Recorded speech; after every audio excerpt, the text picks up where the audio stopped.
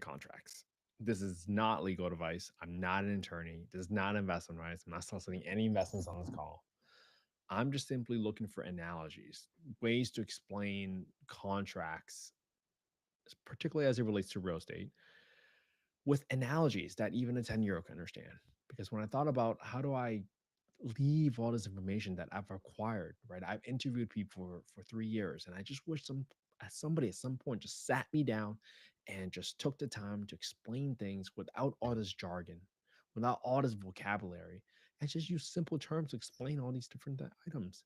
So let's get into real estate contracts, right? Those official papers that can turn a handshake agreement into something that's legally binding. So today I want to talk through about the different contract types and property transactions, why they matter, and how to understand them without feeling overwhelmed.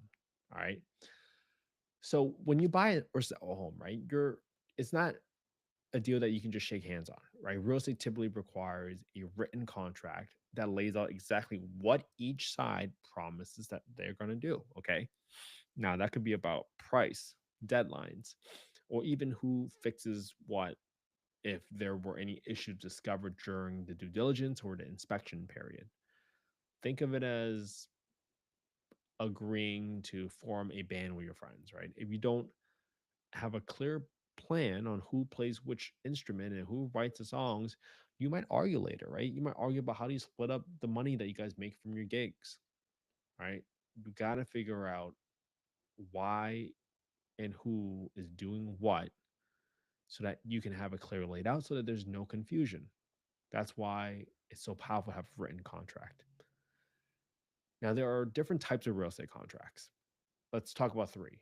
One is a listing agreement, the other is a buyer representation, and a third is a purchase agreement. Now, I hope my daughter and kids will one day grow up and buy their own homes, so they're going to get familiar with these ones, right? A listing agreement is between a seller and a real estate agent. It lays out exactly how long the agent will represent the seller, how much they'll be paid, and what they'll do to market the home. A buyer representation, similar idea, but now a buyer who wants an agent's help in finding a property, maybe because of their local expertise, their knowledge of real estate, their ability to negotiate the offer or the terms that matters most for the buyer. That's what you might hire an agent for, right? For that loyalty. Now, then the third one is a purchase agreement. This is the most common one that people think of. It's that big pack of paper that states the price, any inspections, any contingencies, right? Contingencies are, hey, I can back out if so and so happens. I can back out because of this reason, right? Closing dates and more. So let's think about an analogy, right? A listing agreement is almost as if you are hiring a coach for your sports team, right? But then you get to decide how long will they coach and how they get paid, depending on how long the season is or whether or not they get any bonuses if you win a tournament. A purchase agreement might be similar if you have a chart for chores at home, right? Everyone signs off on who does dishes on what day, who takes out trash on what day, and by when. No confusion means fewer fights and is clearly outlined based on what you all agreed on. So there's no confusion, there's no resentment from everybody. In when there is a purchase agreement, right, there are going to be details, right? We talked about the recipe, the key parts. You need to state the price, the financing, who pays for which closing costs, the inspection window, and when the keys officially change hands.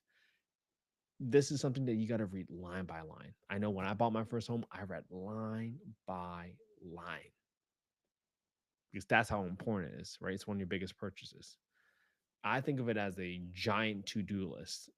If you were having a birthday party, right? You got to understand, hey, who's bringing the snacks? Who's decorating? What time will get the guests arrive? If you skip something, it could mean a lot of problems, right? What if you forgot the cups? Where are people going to drink soda from? Right? It's simple things like that.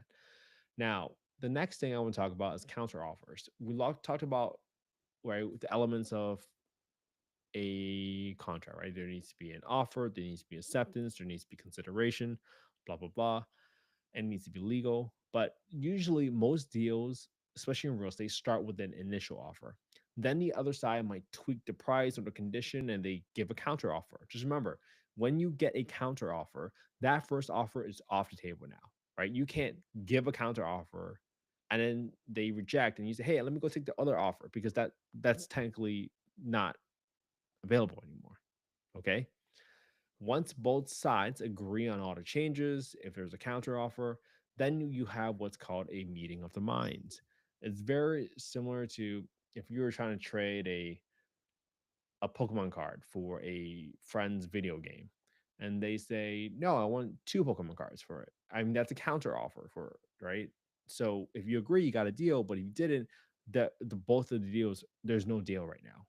Everything's off the table. And those are the type of analogies that when you think about between everyday situations that you might go through right now in your life as a 10-year-old versus not.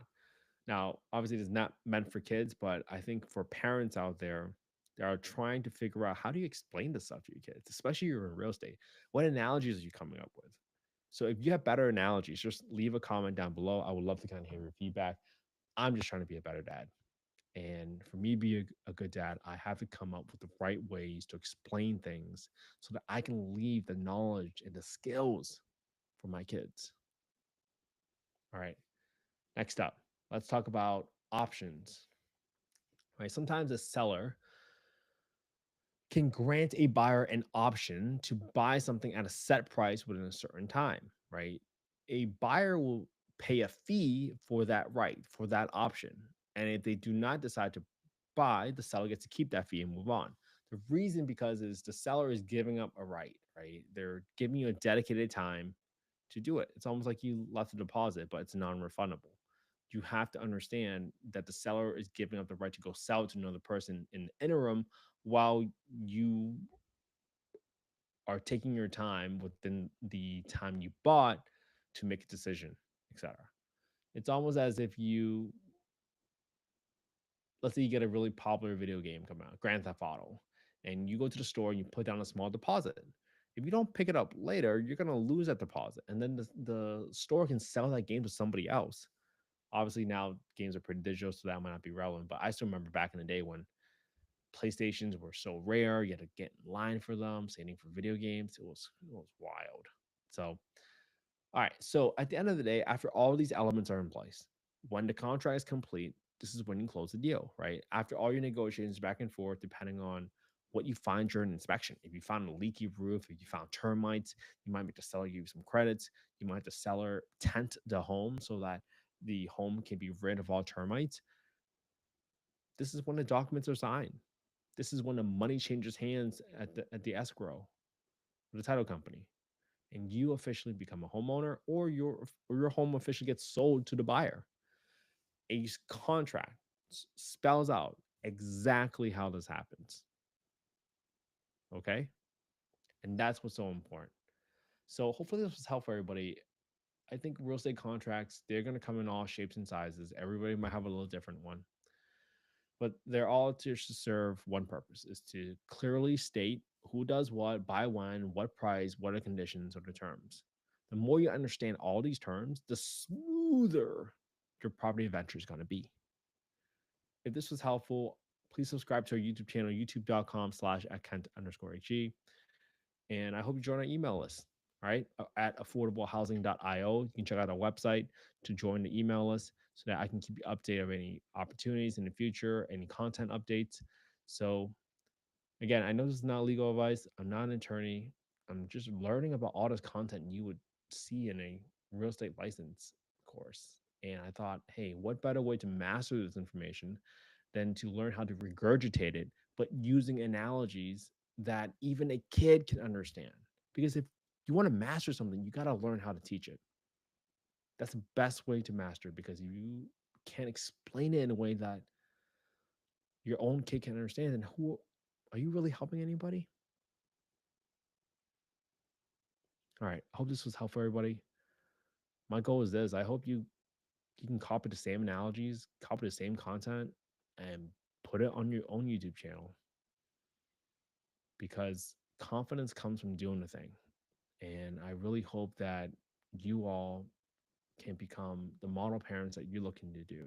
And I believe that everyone that listens to this podcast wants to be a great parent. I believe this is the goal for everybody that listens to this podcast. So I hope you all have an amazing Tuesday. I hope you spend some quality time with your family and friends today because that's what life is all about. I hope you all have an amazing Tuesday. I'll see y'all tomorrow for day 544. Have a good one.